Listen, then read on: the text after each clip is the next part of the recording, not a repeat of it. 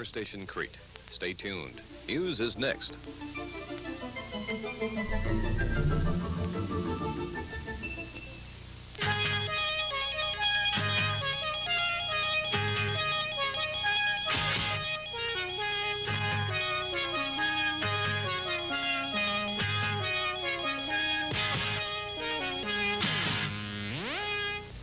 Good evening and welcome to the News Center. I'm Wes Ellenberg. If Scarab were a baseball player, the scouting report might read, he sure can pick it. The underwater robot has a perfect fielding record this week. It's 2 for 2 in recovering the flight recorders from the Air India jet that went down in the Atlantic about 3 weeks ago. The second of the 2 black boxes was pulled out of the deep today. The data recorder, along with the voice recorder retrieved earlier, is raising hopes that investigators can determine whether it was really a bomb that caused the jet to crash, killing all 329 people aboard. Last week, the bodies of 7 victims of the disaster were brought back to India. They were claimed by relatives in an air cargo shed at the airport in Delhi. Here's Tom Brown of ABC's British associate Worldwide Television News. 7 coffins were lined up in the cavernous cargo shed. It proved a heart-rending scene for the relatives. One of the victims was 22-year-old Rima Basan, an air hostess on the flight from Canada. Her father collapsed into the arms of a friend. And for a Sikh family, there were not only the emotions of their personal loss to think about. Anti-Sikh feeling was already running high in India after the assassination of Mrs. Indira Gandhi. And now Sikh extremists are alleged to have planted a bomb that blew up the jumbo jet in mid-air, sending 329 passengers and crew to a watery grave, from which many will never be recovered. In other news tonight, Lebanon's ambassador to the United States says sanctions against Beirut Airport will do nothing to get rid of terrorism. Instead, he says it'll only serve to strengthen terrorist causes and penalize the Lebanese people who support the U.S. in the Mideast. He made the comments today on NBC. The Reagan administration is trying to close the airport in response to the hijacking of TWA Flight 847. The White House says it would welcome some Soviet flexibility in the area of missile and warhead reduction. The comment from spokesman Larry Speaks is in reaction to today's New York Times report that quotes a Soviet arms control official as saying warheads are included in a previous Kremlin offer to cut nuclear missile forces by 25%. Speaks says if the Soviets indeed are including the warheads, the proposal would be really something new.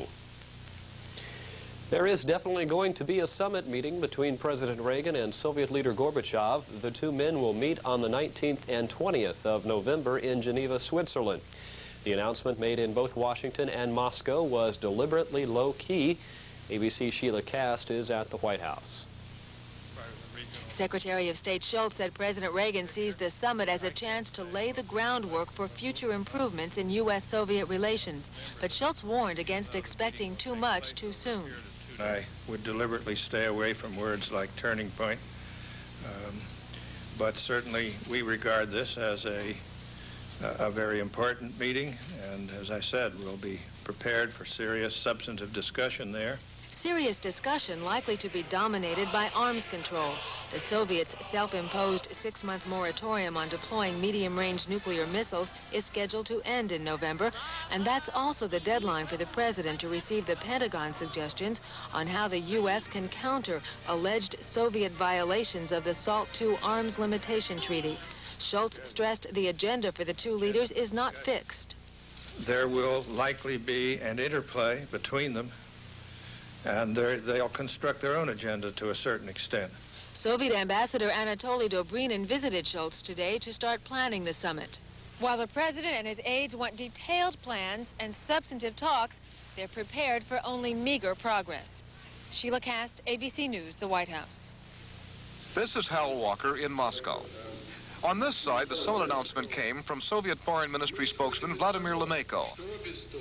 We proceed on the assumption that both sides are interested in this meeting. He called yesterday's premature release of the information by the Americans unfortunate, said no agenda for the meeting has yet been set. The summit was welcome news to many here. For mutual understanding, it's good to develop relations. The timing of the public announcement underscores what many observers are saying, that Soviet leader Gorbachev, after only 4 months in office, feels comfortable and confident that he can deal with an American president from a position of strength. Gorbachev appears to be a very popular leader. Departing from the aloof style of many of his predecessors, the urbane and youthful politician has taken his campaign for reform in the Soviet Union to the people. Within the Kremlin, Gorbachev has rapidly consolidated his power by having loyal and like-minded colleagues appointed to positions of influence. And so the Soviet leader can go to Geneva with the feeling that his home base in Russia is secure. Hal Walker, ABC News, Moscow. Back in the States, firefighters are making some progress against the blazes that keep burning in the western U.S.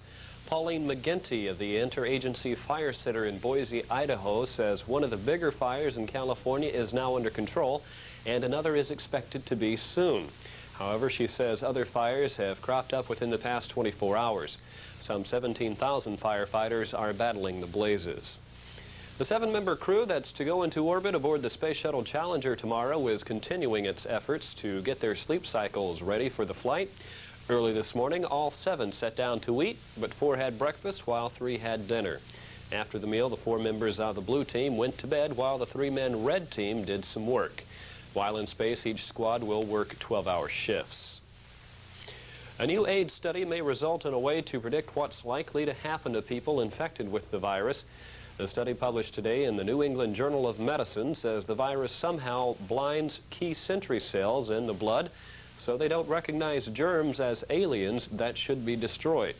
The study says this may be the initial trick by which the virus weakens and kills.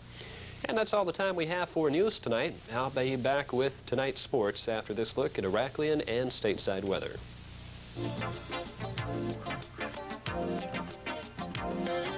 Good evening, Iraklion. Currently, we're under clear skies and it's 76 degrees. Our winds are light and variable, and our barometric pressure is holding steady at 29.90 inches. Today's temperature reached a high of 87 degrees Fahrenheit at 1 o'clock this afternoon. 66 Fahrenheit was our recorded low at 5 o'clock this morning. Tomorrow's forecast calls for sunny skies throughout the entire day, winds from the northwest at 5 miles per hour, a projected high of 89 degrees Fahrenheit with an overnight low of 68. Wes will be back with sports after we take a look at stateside temperatures.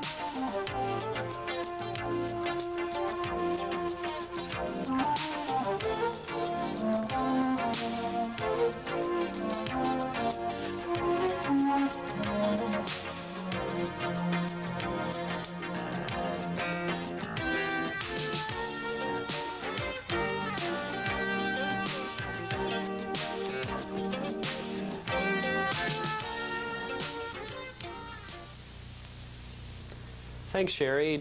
Topping tonight's sports, the starting lineups as selected by the fans are in for Tuesday's All-Star Game in Minneapolis. In the National League, Steve Garvey and Craig Nettles of the San Diego Padres will play third and first respectively, while Ozzie Smith and Tom Herr of the St. Louis Cardinals play shortstop and second base.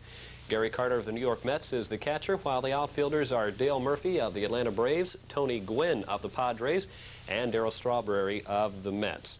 In the American League, Dave Winfield and Ricky Henderson of the New York Yankees and Jim Rice of the Boston Red Sox are the outfielders.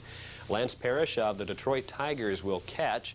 At first is Eddie Murray of the Baltimore Orioles. Lou Whitaker of the Tigers is second. And George Brett of the Kansas City Royals plays third. Shortstop is Cal Ripken of the Orioles. On the American League scoreboard yesterday, the Yankees edged the Kansas City Royals 6-5. Oakland got by the Bo Sox 5-4. The Tigers managed 1 run to beat the White Sox. Texas beat Cleveland 4-1. Minnesota outdid the Baltimore Orioles 2-1. The Angels edged the Brewers 2-1, and Toronto wasted Seattle 11-1. In the National League yesterday, Chicago edged San Diego 4-3. The Dodgers stopped the Pirates 5-4. The Mets defeated the Reds 2-1. Montreal just did get by Atlanta 6-5. Houston blew the Phillies out of the park 10-0. And St. Louis left San Francisco 7-3. Last week in the National League, Cincinnati's Pete Rose edged closer to Ty Cobb's all-time hit mark. With a look at that game and others around the National League, here's ABC's Bud Fitopoulos. The Braves trailed 1-0 in the 5th when Claudell Washington hit a drive to right that R.J. Reynolds thought he had. he hadn't. It was 1-all. After Rafael Ramirez singled, Dale Murphy hit a drive to left about which there was no doubt. It was Murphy's 18th homer. Atlanta led 3-1. The Dodgers scored a run in the 7th when Al Oliver got a pinch hit single to drive in Mike Scioscia. That made it 3-2. In the 8th inning, red-hot Pedro Guerrero slammed a 2-run homer that gave the Dodgers a 4-3 win. It was Guerrero's 19th of the year, his 15th home run in the month of June, a National League record. At Pittsburgh, a double by Keith Moreland was the big hit for the Cubs in a 5-run 7th inning. Moreland's hit drove in 2 of them and gave Chicago a 4-2 lead. The Cubs got all 9 of their runs in the last 3 innings. Davey Lopes wrapped up the scoring with a 2-run homer in the 9th, his 6th of the year. The Cubs won it 9-2, their 4th victory in 5 games since they broke their 13-game losing streak. At San Diego, Goose Gossage gave up a single to Pete Rose in the 9th inning. That scored Nick Kasaski and gave the Reds a 3-2 win. Rose is now 39 hits away from Ty Cobb's record. This is Buff Fotopoulos reporting. 153 pro golfers are in Springfield, New Jersey for today's first round of the 40th U.S. Women's Open. Hollis Stacy is the tournament's defending champion. Meanwhile, the PGA Tour stops in Williamsburg, Virginia this weekend for a $500,000 tournament. That also begins today. Well, the Birmingham Stallions were knocked out of the USFL playoffs last weekend. Nevertheless, the work done by head coach Raleigh Dutch was noted yesterday. The Associated Press named Dutch the USFL Coach of the Year. And that's all the time we have for sports tonight. Finally, on the News Center, it may be in TV that they find the most money and the greatest fame, but many Hollywood stars will tell you that their first love is the stage. Entertainment reporter Kim Mariner says that's certainly true of Denzel Washington, who's also made a name for himself in films. All I ever wanted to be was a history teacher. TV fans know him as Dr. Philip Chandler on the hit series St. Elsewhere. But Denzel Washington is involved in a lot of projects. My background basically is theater, and I try to get on stage once a year. He's doing just that. During this year's break from St. Elsewhere, Washington is starring in the controversial Los Angeles production of Split Second. So, 1 split second. That's all it took to knock it off, and that made him dead. No, it never happened to you. Not you. But let's say it did, huh? Washington plays a police officer provoked by racial taunts into shooting and killing a handcuffed suspect. He must decide whether or not to confess to the shooting. On the one side, there's his wife who wants him to do whatever's necessary for the family to stay together.